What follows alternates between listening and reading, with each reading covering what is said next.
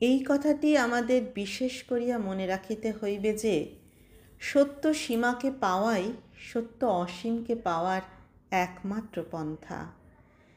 নিজের সীমাকে লঙ্ঘন করিলেই নিজের অসীমকে লঙ্ঘন করা হয়। পৃথিবীতে কবিতায় বা কর্মে বা ধর্ম সাধনায় যে কোনো মানুষ সত্য হইয়াছে, তাহার সহিত অপর সাধারণের প্রভেদ এই যে সে অসীমের সীমাকে স্পষ্টরূপে আবিষ্কার করিয়াছে। অন্য সকলে সীমাভ্রষ্ট অস্পষ্টতার মধ্যে যেমন তেমন করিয়া ঘুরিয়া বেড়াইতেছে। এই অস্পষ্টতাই তুচ্ছ। নদী যখন আপন তটসীমাকে পায়, তখনই সে অসীম সমুদ্রের অভিমুখে ছুটিয়া যাইতে পারে। যদি সে আপনার প্রতি অসন্তুষ্ট হইয়া আরও বড় হইবার জন্য আপনার তটকে বিলুপ্ত করিয়া দেয়, তাহা হইলেই তাহার গতি বন্ধ হইয়া যায় এবং সে তুচ্ছ বিলের মধ্যে জলার মধ্যে ছড়াইয়া পড়ে।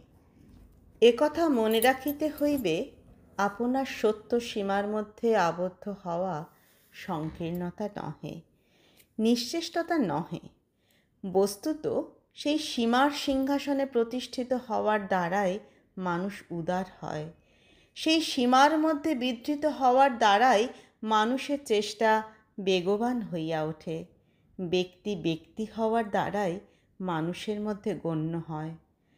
জাতি জাতীয়ত্ব লাভের দ্বারাই সর্বজাতির মধ্যে স্থান পাইতে পারে। যে জাতি জাতীয়তা লাভ করে নাই, সে বিশ্ব জাতীয়তাকে হারাইয়াছে। যে লোক বড় লোক, সেই লোকই সকলের চেয়ে বিশেষ করিয়া নিজেকে পাইয়াছে। যে ব্যক্তি নিজেকে পাইয়াছে, তাহার আর জড়তার মধ্যে পড়িয়া থাকিবার জো নাই। সে আপনার কাজ পাইয়াছে, সে আপনার স্থান পাইয়াছে, সে আপনার আনন্দ পাইয়াছে। নদীর মতো সে বিনা দ্বিধায় আপনার বেগে আপনি চলিতে থাকে। তাহার সত্য সীমাই সত্য পরিণামের দিকে তাহাকে সহজে চালনা করিয়া লইয়া যায়। আবির আবির মা এধি, যিনি প্রকাশ স্বরূপ, তিনি আমার মধ্যে, আমারই সীমার মধ্যে প্রকাশিত হন। ইহাই আমাদের সত্য প্রার্থনা। যদি আমার সীমাকে অবজ্ঞা করি, তবে সেই অসীমের প্রকাশকে বাধা দিব। পাহি মাং নিত্যাম, আমাকে সর্বদা রক্ষা করো। আমার সত্যের মধ্যে, সীমার মধ্যে আমাকে রক্ষা করো।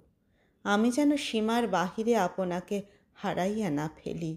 আমি যাহা পূর্ণরূপে তাহাই হইয়া যেন তোমার প্রসন্নতাকে, তোমার আনন্দকে সুস্পষ্ট রূপে নিজের মধ্যে অনুভব করি। অর্থাৎ আমার যে সীমার মধ্যে তোমার বিলাস, সেই সীমাকেই আনন্দের সহিত গ্রহণ করিয়া আমি যেন নিজের জীবনকে কৃতার্থ করিতে পারি। ইহাই আমার অস্তিত্বের মূলগত অন্তরতর প্রার্থনা।